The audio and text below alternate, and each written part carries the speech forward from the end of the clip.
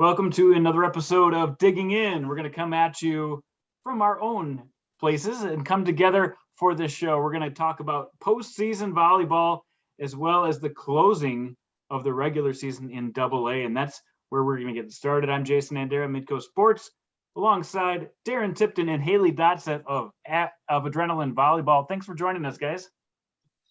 Absolutely. Good to be back. Good to have you back, Darren and Haley. Glad you could join us too. Yeah, it's a fun time of the year, and there's just so much to get into here. It's just making my head spin to think about it. It's fun though. It's fun. You nailed that on the head. Let's start in AA because we are basically at the end of the regular season in AA. We had a couple shakeups last night. We talked about a statement match being what Jefferson would do down the stretch, and they pulled out a nice little upset against Pierre, shaking things up a little bit. Either one of you want to comment on how AA is shaped out and what that means for the potential SODAC 16 matchups? Yeah, well, I'll just comment on Jefferson because we've posted a couple times, we've talked about it. They were the team that you could just see getting better. Without a senior on the roster, the inexperience showed earlier. They just kept building confidence. They have a lot of talent, and to go and win at Pierre just proves that you hit it when you said statement match. And that bumps them up wherever they're going to finish. I just said for about 3 weeks, I don't think that's a team I wouldn't want to play in the SODAC 16, and even more so if they made it beyond that. They can play with anybody, and they have. And so for Jefferson to go get that win, that's a big win, and they are very talented. Maybe I said a year ahead of expectations. And Haley, that vaults Roosevelt up to number 3. Pierre goes back to 5. What does that mean for the top half of this bracket? Yeah, I know. I think we touched on it just before we started recording. Is that the 1-9 matchup right now is Jefferson Washington, who just went five sets last week. And I think every single year, I at least forget about just the parity in AA and how much that can play a difference. That a lot of these teams are playing for the third time now in the postseason, and just how difficult it is to beat a team 3 times, no matter who they are and no matter who's across the net. So I'm really excited to see just exactly how all the points lay out and match up once we get all the way finished here after the West River, Lincoln, and Washington matchups Friday, Saturday, I believe.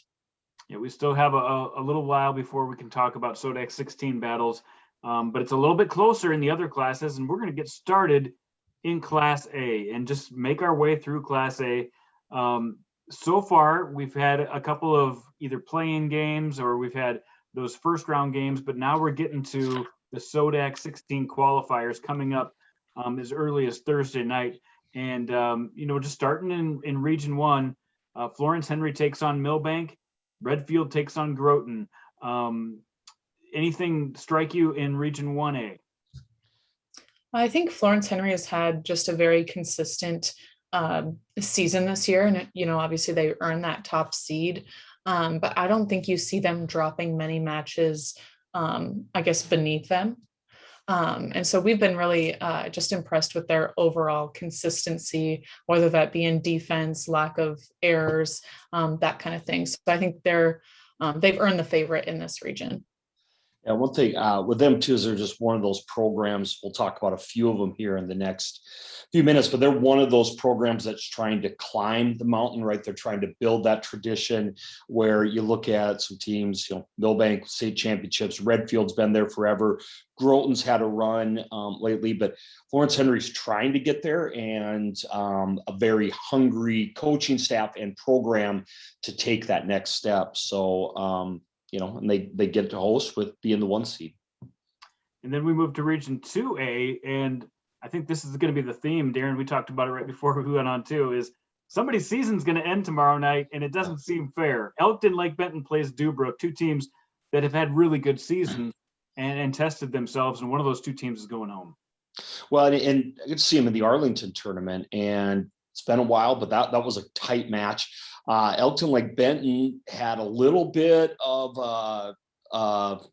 stalled out a little bit in the middle of the season, but then they come back and they win their conference tournament and played some very, very good volleyball on a roll. And so, yeah, that's going to be a great match. And then, we look, and as much as we were down on Hamlin, they had their little rut early on. They come back, they're the 1 seed, or the 1 seed in that region. But Elkton Lake Benton, the 2 teams that are pretty even, and that should be a great match. Yeah, I think Elkton Lake Benton has a lot of ballers. They've done a lot of mixing up of a lot of their athletes. Rachel Krogh, who was a libero last year, takes the majority of the swings for them this year. So they're a fun team to watch because they are so well-rounded, and so many of them can do so many different things.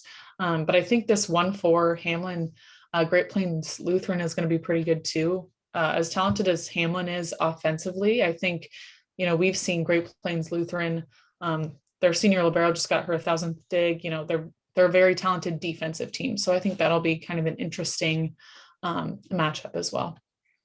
As we move to Region 3A, we've got 2 of the best teams in Class A. Undoubtedly, Sioux Falls Christian, not an easy matchup against Baltic. And then Garrettson, with just 1 loss on the season, they match up with Madison, a team that's used to making it to state tournaments. Is there a chance for an upset here, or do those top 2 seeds look pretty solid to you guys? Hey, there's no disrespect to Baltic, but Sioux Falls Christians just, they're a machine, and they're undefeated against AA.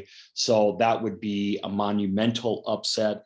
If that happened, they're a fun team that everybody needs to watch because they're very talented. I think Garrettson Madison, the reason that's interesting for me is Garrettson, even before the run, talked about this is where they came up short last year, right? Remember, they were the higher seed and they got knocked off in this round. So I think that might alleviate any kind of overlooking Madison, because they learned that lesson last year, right? And they're a veteran team with veteran pieces, where Madison is the one, Jill is the one mixing in new lineups, inexperienced players. So I would give the nod to Garrettson. I think it's a pretty tight matchup, but I think just simply the fact that they got upset last year and were short of their goals is going to make them just a little bit more sharp in this match. Yeah, I think sharp is the perfect way to put it. I talked to Coach Northrup earlier, and he said the girls are just ready to go and ready to play their game. And that's been their goal the whole season long, especially having an experienced lineup and how that contrasts with Madison. They know that they need to key in on certain players, and then the rest of it, they just need to play their game. Let's take a look at Region 4A, and we had, one of the very few 5-set matches we had from Tuesday, where Beersford got by T Area, a little bit of an upset, and that's one of the regions we said there was potential for something crazy to happen. So we've got Dakota Valley taking on Parker and Beersford taking on Elk Point Jefferson. Any comments on that region? I think Dakota Valley has really earned that number 3 overall seed. They've kind of had trials and tribulations throughout the year, just in trying to do different lineups and trying to, kind of pick up where injuries have left off.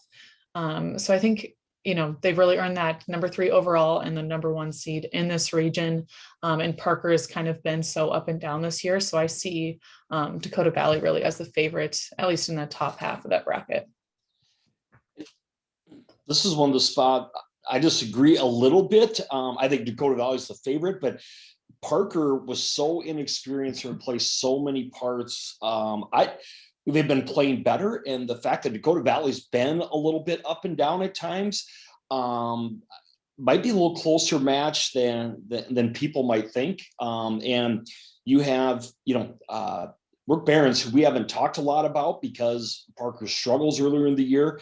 If they can get the ball to her, she's a weapon that I think would be hard for Dakota Valley to stop. So that might be closer in that. And then Beersford EPJ, just good for Coach Wilson and his crew. 7-2, that was a big upset. And, 2 common opponents, they're conference opponents. They know each other, and obviously playing with a little bit of confidence. But I don't know. I look for a good showing from Parker in that region.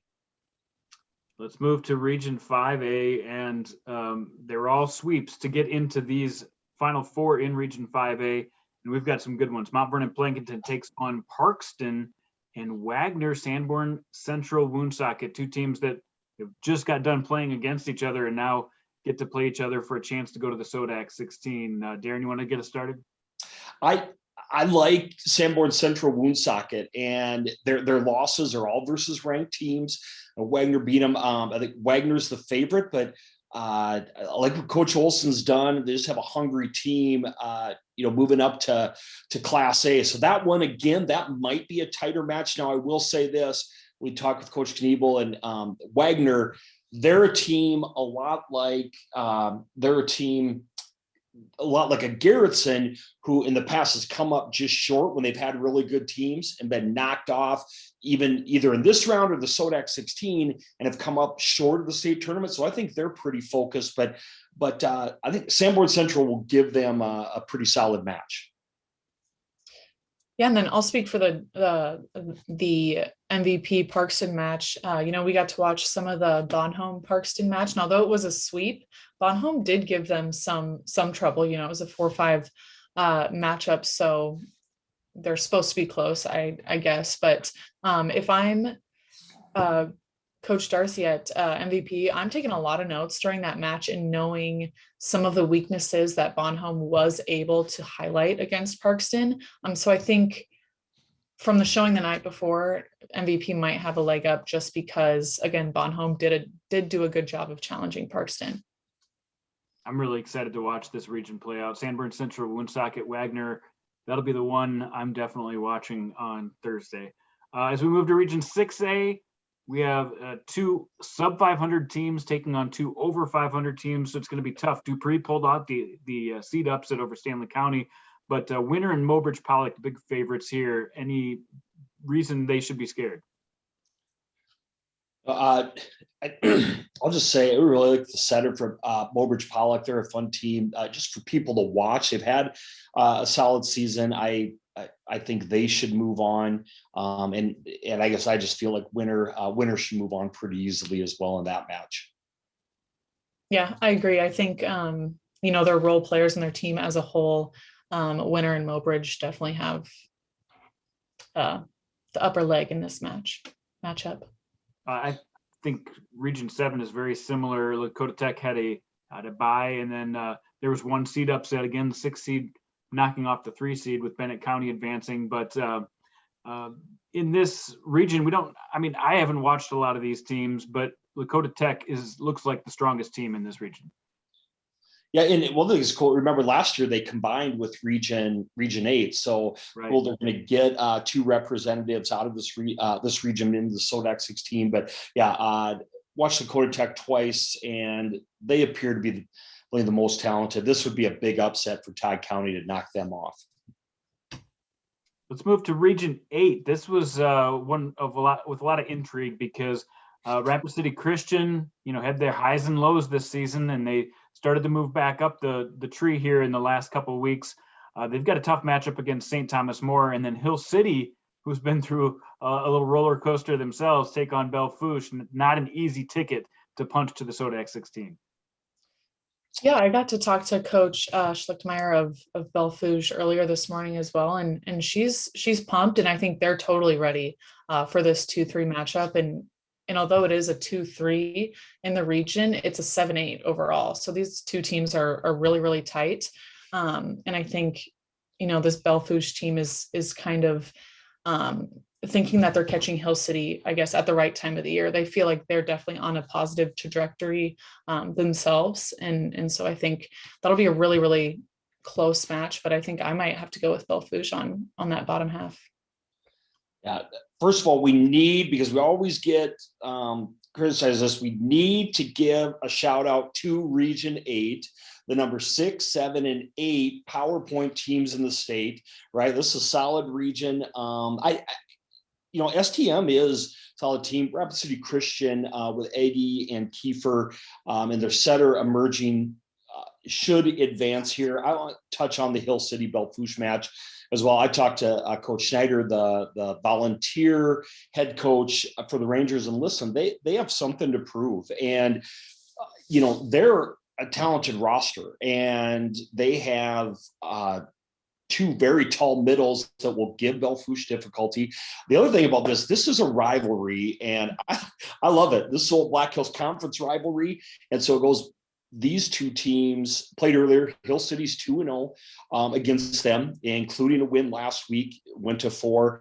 And, Coach Shire just talked about the fun this team is having and how they're competing, and they have goals to make to the SODAC 16. So this is one of the top 3 matches for me tomorrow night. And I wouldn't be surprised if this one goes 5.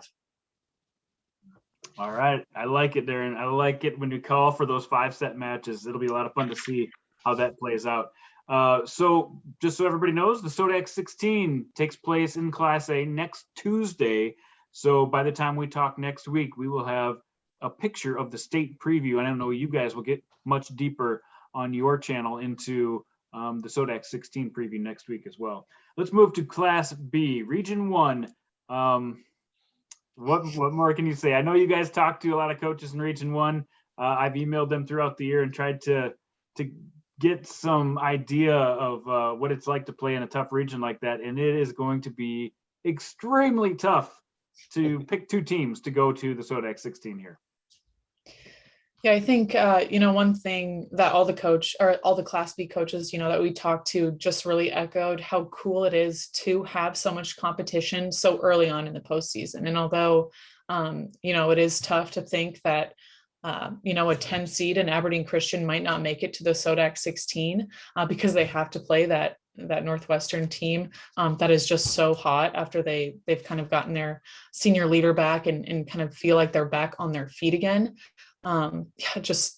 It's crazy. Class B is just going to be nuts the next couple days. But again, this Warner-Roncalli matchup will be good too. If you follow postseason, this is why I love postseason, and it's been this way in basketball forever. And I'm falling in love with this region specifically. It's got Groton, neutral site. That place will be rocking. Warner's going to bring everybody. Northwestern's going to bring everybody. Aberdeen Christian feels like for the first time they have that shot to go on. Roncalli always brings a good crowd. These are rivals. The atmosphere, first of all, is going to be unbelievable with 4 very good fan bases. I just got off the phone with Coach Jett from Aberdeen Christian. She was pretty honest. She said, if we cannot play the jersey and we can play the athletes, we have a very good opportunity, right? And I think Roncalli's the same way. You can't worry about trying to beat Northwestern and all their state titles. You just have to take on that team tomorrow. And Aberdeen Christian took a set off them. Now, I don't think Max Stoltenberg was back at the time, but that's how they have to approach it. And they have a very talented front row and Mary fights, and this could be a lot closer. It's going to go one or two ways, I think. Either Northwestern's going to jump out on them right away, Aberdeen Christian's going to get down on themselves, or it's going to be a dogfight.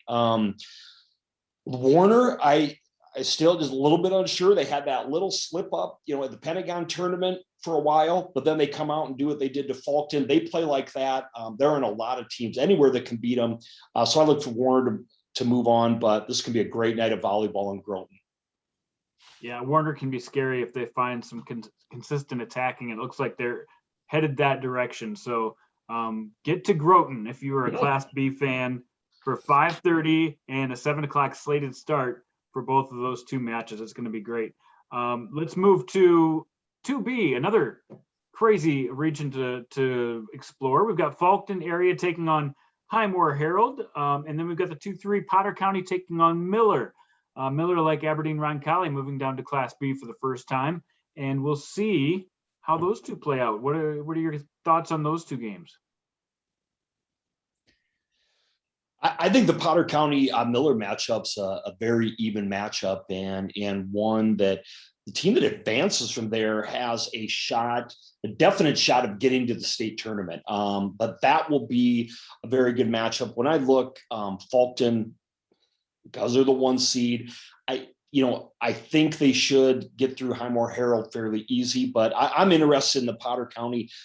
Their setter is a very talented player. And then Miller has just had a good year. When you look, 12 losses, but so many of those come because of that strength of schedule and all of those ranked teams that they played during the year. Yeah, I think, thinking back to Fulton throughout the years, and although they do have some new pieces, they've always come ready to play come postseason. So I think they're even ready to turn it up a notch, even with earning that top seed.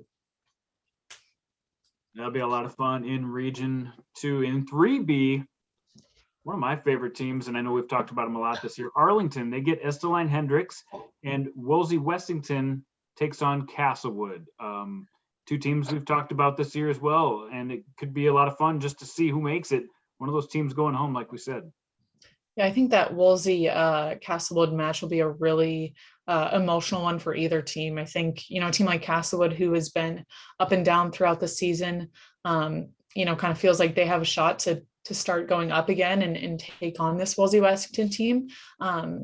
And then, the Warbirds never having made it to a SODAC 16 match, they kind of have to put that behind them and not let the moment be bigger, than it really is. They really have to step in to the match and play their game. And I think if they do play like that Warbird team that we love so much, I think they're going to have a good night.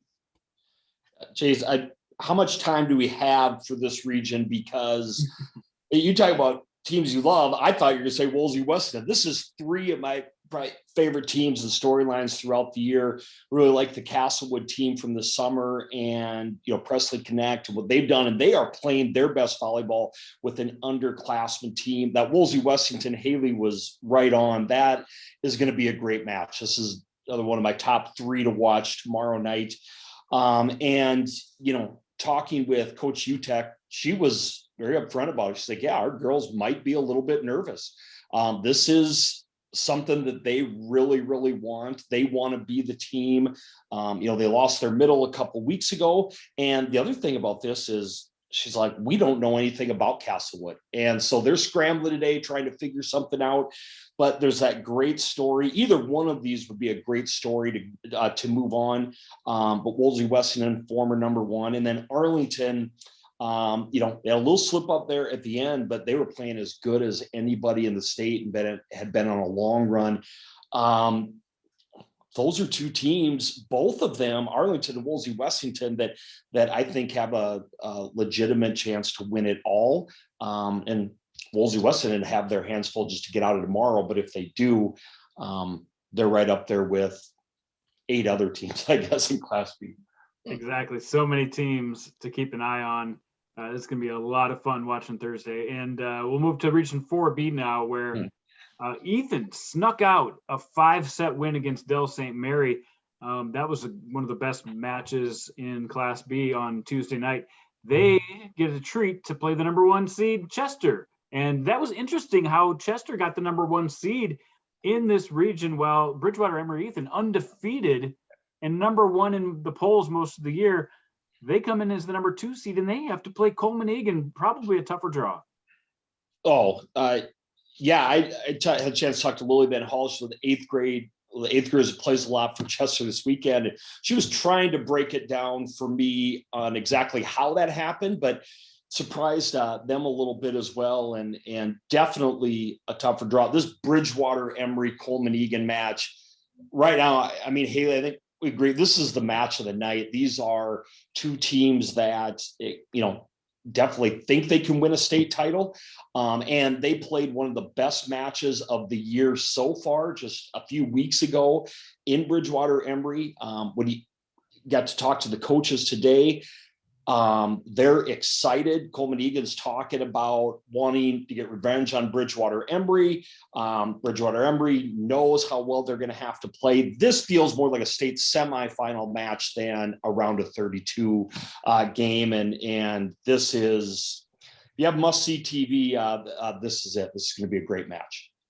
Yeah, we could go hours into diving in just the matchups and who needs to do what on this Bridgewater Emory Coleman Egan team. But I was even talking to Coach Groft earlier this morning and kind of asked her what she thought about this matchup, and she was like, it's kind of even just a bummer, just knowing that one of these two teams isn't going to make it even to the SODAC 16. And, obviously if you look at it that way, it could be a bummer, but just awesome to have just such amazing volleyball so early on in the postseason. I think whoever comes out on top of this is going to be riding a high into the state tournament, which is also a very good positive. Well, Yeah, I hold on, agree. we made that mistake. We skipped over they'd have to give the SODAC 16 first, but this is where, Jace, we've talked about this every year. So when we don't go over one team and we watch all of them, and you watch them in the summer and the spring a lot with club, and you get to know all these kids from all these teams, we end up watching this and we're like, we don't know if we want them both. Like literally give them all a medal, saying that's what we want to do. We just want to advance them all because we're like, we don't want any of these kids to lose. And this is one of those matches we know so much about both of them. But I will tell you this, Coleman Egan, I think they have a chip on their shoulder a little bit. We talked about them not getting the respect last year and even at the start of this year. And they feel that, but just tune in. If you're not in a gym, make sure you get a TV on and watch this, because it's going to be a great match. I think whoever wins that will, they will know they have earned it, and it'll feel really good just to punch their ticket to the SODAC 16. We move on now to the next region in B. That's Region 5. I think Gayville, Vollen, and Freeman seem like the favorites here. We had a mild upset with Alcester Hudson getting to the next round, but to me, Gayville, Vollen, and Freeman are the favorites. I think what those two teams have in common is just consistency throughout the year. They haven't really given up a lot of upset matches to teams very far below them. They've played hard, and Gayville Vollen has even taken a set off of that Bridgewater Emory team that we've just talked about. So yeah, I think I agree. Definitely the favorites going into tomorrow night. Yeah, Gayville Vollen, you have the Larson sisters that have done so much and played forever. This is this is their year, and they put together a solid season. Freeman's that team in this region that every year really doesn't get talked about, and they end up in the state tournament, it seems like, all the time. So I totally agree, those two are the favorites. Yeah, and as we move on to the next region, we've got Platte Geddes taking on Avon, Burke taking on TDA, who upset Kimball White Lake. Really the two teams that lost, I think Kimball White Lake and Corsica Stickney were really quality teams. And so Burke and Trip Delmont Armor carrying a little bit of momentum into this next round. Yeah, I think that Kimball White Lake team, we definitely respected throughout the year. They have a couple really quality players. But I know, just talking to Coach Indall earlier, she has already watched their complete match and the entire 5-set thriller between TDA and Kimball White Lake. So she's got a lot of notes. And I think her young team is really ready for this challenge of the 2-3 to get to the SODAC 16. We got to watch a lot of the Burke match, and they're impressive, and a lot of, like Haley said, are underclassmen, but watch out for them. They have some size. They have some attackers. They take care of first contact. They should win tomorrow. And this is a team, they could turn it around. They could put it all together, would be, I don't know exactly where they fall in the SODAC 16, but team to watch out for, because they have some impressive pieces. They're just a little bit unexperienced right now. Platte Geddes hitting their stride right now too, and they come in as a strong number 1. We'll move on to region, let's see, we're on 7 now, where Phillip and White River, much like a couple of these other regions we've talked about, look like on paper the favorites, and it would probably be a surprise if they don't make the SODAC 16. I think, we really love Copper Lurs of Phillip. She's done a great job throughout the years, and one of those players that comes to our Future 50 without any of her teammates and really excels, being around new people and being challenged in that way. So I think she does a great job with that Phillip team. And then this White River Edgemont match, I think you're right. On paper, it looks like White River really has the leg up on this one. One thing, Edgemont, they did win a tournament in Chadron Brass a couple of weeks ago. So playing a young team again, not sure about a head-to-head, but a team coming out of the summer we thought maybe could advance. So we give them a shot. Phillip, interesting fact, they 30 wins on the season with last night. So that was a surprising stat to me, but yeah, they're the number 1 seed for a reason. They should move on. I think fairly easy. In 8B, Timberlake with just 4 losses on the year, but of these 4 teams left, all the top 4 seeds won. Do any of them have a shot to make it to state? It doesn't look like to me they probably do. So this is a big game for them just to get to the next round. Yeah, I think, when you're talking about any kind of postseason, you just have to move match to match, and, be the best team you can that night. So not saying that any of these teams couldn't make it, but I think you're right. A lot of them, just in challenges throughout the year, might have trouble stepping into a bigger match come later in the postseason.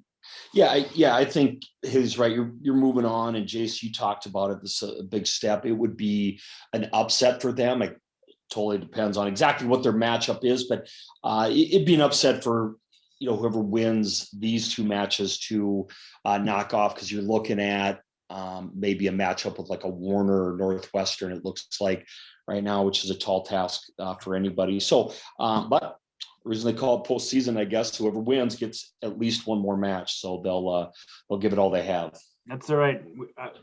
We've been surprised before, and I'm sure we'll be surprised again. But that's a quick look at what's coming up on Thursday. Remind us of your SODAC 16 coverage and what you guys plan to do next Tuesday. Well, we're going to start tomorrow night actually previewing, and we're going to have we'll have all the matchups on the big on our big tournament headquarters board. We have the brackets that we're going to start filling in with tomorrow night as we move to the SODAC 16, and then we're lucky enough we have a couple surprise guest coaches coming in. They'll sit down with Haley and I, and we're going to do some live look-ins. We'll talk about some matchups. We'll watch some of the matches, and we'll let some coaches break those things down, and just kind of a place for people to check in maybe when your team gets done. If you want to check in on our coverage and listen to what some coaches have to say, and just talk about some, as teams move on to that state tournament, what their path looks like. And which is kind of a roundtable. We're going to sit down and talk a bunch of volleyball for a few hours. Yeah, so make sure you're tuning in to, again, all of our links and stuff are posted on our Facebook, which is VB Adrenaline, and then Instagram too, @adrenaline_volleyball. We'll post direct links there. And then our live show will always be on liveticket.tv.adrenaline. It's truly a deeper look at volleyball, and I'm glad you guys provide that service for the sport of volleyball. It's a lot of fun to go deep and really dig into some of these upcoming matches. Thanks for joining us once again, guys. I can't wait to talk about some more volleyball next week as we have a little bit better picture of what it's going to look like at state. And then the following week, of course, I'm going to be heading out there. I'm sure you guys are coming out to Rapid as well to check out some state volleyball just around the corner. For Darren Tipton and Haley Dotseth, that'll do it for Digging In. We'll check you out next week.